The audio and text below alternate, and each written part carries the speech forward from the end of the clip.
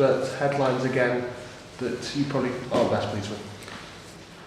David, I want to tell you something now, mate. We played very, very well. For 1 hour, we played some very, very, very good football. I was delighted. The interpretation that you put on it is entirely up to you. But for me, I'm not interested in the red card. It will take the shine of what was a very good performance. And I'll tell you now, and the time that I've been in the conference with Mansfield Town, that was some of the best football that I've seen. So I would rather look at it into a positive manner. And I understand where you're going with it, but there was 2 players that went contested the ball, and the follow through as the momentum has caught the boy. The boy wasn't injured; it was just a collision, but there was no intent there from Adam. And the interpretation gets him sent off. But what I will say, I want players to contest the ball, and sadly it didn't go for us. But on Saturday we played some very good football, and I think Ian Bogey and their players were asked lots of questions away from home. So to go away, and the other aspect of it was that there was a lot of hard fought performances there. So I was a many pleasing aspects as well. Let's talk about the performance, and particularly those 60 minutes, because you're becoming very consistent away from home in the levels of performance that you're showing out this year, David. I think so, David. I think that we've performed very well. There's not been a game that I've come out of it and think, well, we haven't tried to pass the ball. Where other managers come to field mill and become very predictable and boring, and just try to slow the game down and kick the ball out and bore the life out of the game. We've gone there and played, and we've gone there from the first minute. We've played some very good football, and I think that the fans, and certainly from around me where I was sitting, there was a lot of appreciative people on how we played football. The Geordies themselves like the football, and the people afterwards who come up to me and said, you've got a fine team there that passed the ball well. So in that aspect, I was very pleased. Paul Connor leading the way again with another goal, and he could have gone he went very close as well. Yeah. The goal we scored was a fantastic, I don't know how many passes prior to the cross. Louis Briscoe put in a fantastic performance in the first half. We got the ball wide from him from lots of angles. We used the pivot very well, and the goal was a training ground goal, so I was delighted with that aspect of it. And Paul's been magnificent for us so far, absolutely outstanding. And by his own admission, he was surprised by the ball that hit him on the leg. It could have gone anywhere. You need that little slice of luck. And I said to the gentleman sat next to me, that was a big second there, a big second in the game. And it proved to be the case, because if it had gone in, there was only one winner in the game. But at 1-0, the home team, get buoyed on by the sending off with 10 men. They asked questions, and most of them we answered. But it frustrates you when you get undone by a set piece and not an open play when they've got a numerical advantage. Like the other end, you spoke very highly of Tom Naylor after the game as well. Tom, I've worked very hard with Tom the last 2 years. He's a lovely young man.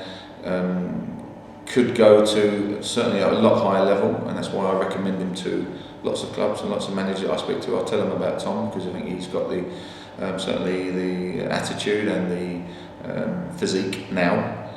2 years ago, he was a skinny boy with spaghetti arms and needed to muscle up and certainly grow up. And he's done that very, very well, and he's worked very hard on the training ground. He's become a better defender, become a better. He's learned a lot about the game, which is I'm pleased with his aspects. Still got a long way to go, but I felt he stepped into Fozz's shoes admirably. He learned a lot more, David, when we went down to 10 men, and I think that was one of the telling factors. A young man having to learn how to manage the game as well as the conditions and his opponents. So it will take a lot out of Saturday. I'm very pleased with him. In the short term, though, where do you feel Tom Naylor's, shall we say, development pathway is at the minute? He's come a long way. He's come a long way, and certainly to get that opportunity. And I had no qualms about putting him in, so that speaks volumes for the boy. And I'm sure he'll get other opportunities. And Steve Foster is an experienced man. You can't buy experience. You have to and you gain it. You don't gain it by sitting in a stand. And Tom's been included in everything we've done this season. I'm pleased with his progress. You've obviously, you've spoken already about your displeasure about the red card. In that case, are you planning to appeal against it? I've made contact with the referee this morning. I've been, the time to reflect on it. I just wanted to see his view. Unfortunately, he may be at work or he decided not to take my call, but I will try him again. He was very receptive afterwards. I said to him, would he have a look at it? And hopefully he's had the opportunity now. And we'll see what his thoughts are. If he feels that it was intentional, then I have to understand it and respect it. Alan Smith, no doubt, very disappointed though to be facing the prospect of being out the side for a while. Well, we don't want to miss any players. We can't afford to miss players, and that's an equation you have to deal with. Certainly going into a huge game tomorrow night against a team that have been leading the division. Certainly we've got a huge amount of respect for Wimbledon, and they're going to be up there, no doubt about it. But no, Adam, he's done great for us since he's been here. He was playing very well, and with 11 men we looked in, no doubt there was only one winner in the game, and that was obviously why he was disappointed. He doesn't want to let the players down. He apologised, but it's a challenge, and we saw on Saturday night when we got home on Match of the Day, some get warrant red cards and some don't. Looking ahead to AFC Wimbledon from the weekend, injuries and knocks and bruises?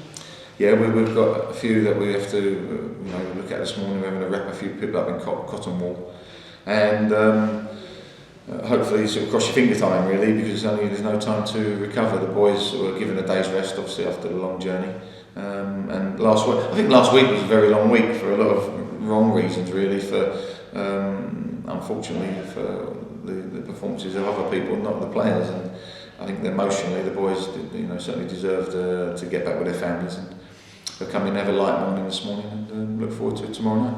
A difficult week away from home. Glad to be back at Field Mill for what you just labelled as a massive game. Well, it's a massive game because we're playing a team that's going to be certainly on the threshold of expectancy levels to be in the top one or two, I would say. And Terry's put a tremendous team together. He's got certainly a very good, healthy, progressive football club.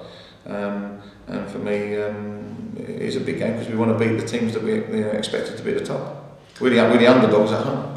It's been flagged up already this season, David, about your record, or Mansfield Town's record against, shall we say, the former league sides or bigger clubs in this division. Your take on that record so far, the fact that at times you maybe haven't got the point return that you would have looked for? Rubbish. Not interested. That's all in what people make of those stats? Couldn't give a monkeys. Couldn't give one iota. Why? We're doing very well. Judge it on its merits. Teams change from season to season. Facts come into it that other clubs, I'm not interested in other clubs, and we're doing all right. Will you admit though, David, that it's important to beat the sides around you? Yes, you could beat the other 18 sides in the table, but if there's 5 up at the top in those playoff places, you'll want to take off points off them naturally. Well, of course you do. We go into that. There's no way that we would go into a game that we don't want to win.